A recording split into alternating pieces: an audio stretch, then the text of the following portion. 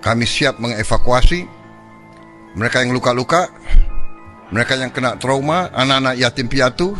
Mungkin jumlahnya sekitar 1.000 untuk gelombang pertama. Rencana Presiden terpilih yaitu Bapak Prabowo Subianto untuk menampung sementara 1.000 warga Palestina adalah wujud solidaritas kemanusiaan dan implementasi amanat konstitusi di Indonesia. Menurut saya, rencana ini memang merupakan dua sisi mata pisau yang membawa dampak positif dan negatif, terutama dalam konteks kesejahteraan domestik dan pengawasan di bidang keimigrasian. Penjelasan dampak positif yaitu yang pertama adalah kemanusiaan dan citra internasional, yang kedua diplomasi dan pengaruh, dan yang ketiga kesempatan berbagi ilmu dan budaya. Selanjutnya terdapat sisi negatif yaitu tantangan dan risiko. Yang pertama saya akan menjelaskan tentang aspek beban anggaran negara yaitu fokus domestik.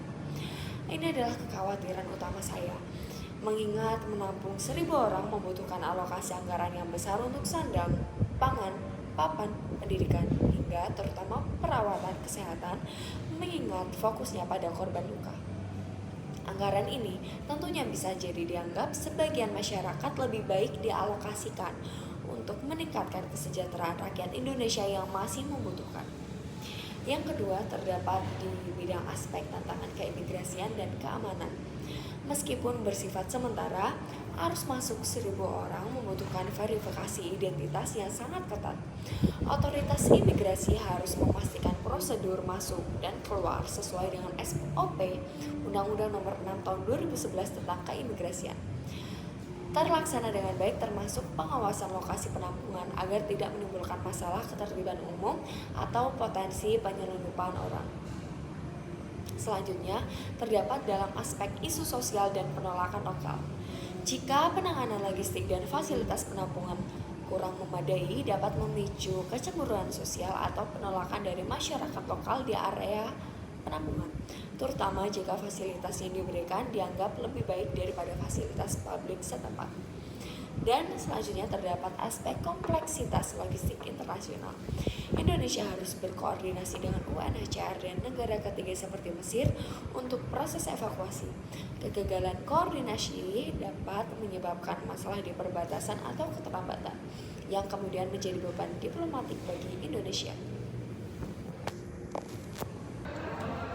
Kebijakan ini adalah manifestasi dari nilai fundamental politik luar negeri Indonesia yaitu kemanusiaan dan ketertiban dunia.